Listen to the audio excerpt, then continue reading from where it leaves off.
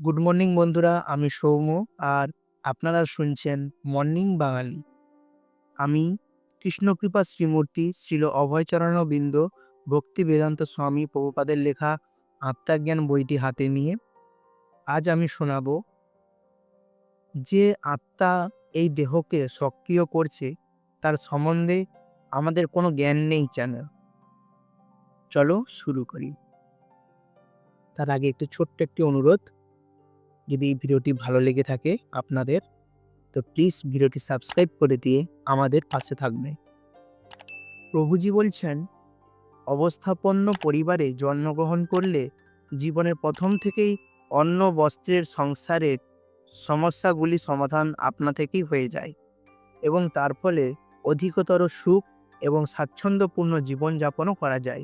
এইভাবে অনুকূল অবস্থায় স্থিত হওয়ার ফলে পারমার্থিক জীবনে অগ্রসর হওয়ার একটা সুন্দর সুযোগও পাওয়া যায়। কিন্তু দুর্ভাগ্যবশত বর্তমান লৌহযুগে, অর্থাৎ প্রভুজি বলতে চাইছেন যন্ত্রপাতি এবং যন্ত্র সদৃশ মনুষ্যপূর্ণ যুগের প্রভাবে সম্ভ্রান্ত পরিবারে সন্তানেরা ইন্দ্রিয় সুখ ভোগের লালসায় বিপদগামী হচ্ছে এবং পারমার্থিক জ্ঞানের আলোক প্রাপ্ত হওয়ার যে সুন্দর সুযোগ তারা পেয়েছিল তা ভুলে যাচ্ছে। তাই প্রকৃতির নিয়মে সেই সমস্ত সোনার সংসারে আগুন লাগছে। ঠিক যেমন রাক্ষসরাজ রাবণের স্বর্ণলঙ্কা পুড়ে ছাই হয়ে গিয়েছিল, সেটি হচ্ছে প্রকৃতির নিয়ম। ভগবদ গীতা হচ্ছে কৃষ্ণ ভাবনামৃত বিজ্ঞানের প্রথম পাঠ এবং রাষ্ট্রের প্রতিটি নেতার কর্তব্য হচ্ছে ভগবদ্গীতার নির্দেশ অনুসারে তার অর্থনৈতিক এবং অন্যান্য সমস্ত প্রকল্পগুলির পরিকল্পনা করা। কোনো রকমে জোড়াতালি দিয়ে আমাদের অর্থনৈতিক সমস্যাগুলি সমাধান করা আমাদের উদ্দেশ্য নয়।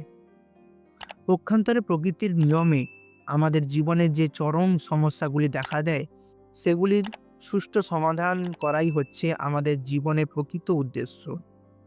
পারমার্থিক প্রগতি ব্যতীত মানব সভ্যতা অচল। আত্মা দেহকে গতিশীল করে এবং সজীব দেহ জগৎকে পরিচালন করেন। আমরা দেহ সম্বন্ধে এত সচেতন, কিন্তু যে আত্মা এই দেহকে সক্রিয় করছে তার সম্বন্ধে আমাদের কোনো জ্ঞান নেই। আত্মাবিহীন দেহ নিশ্চল, অর্থাৎ মৃত্যু। আজ এতদূর। সকলে ভালো থাকবেন, সুস্থ থাকবেন। নমস্কার।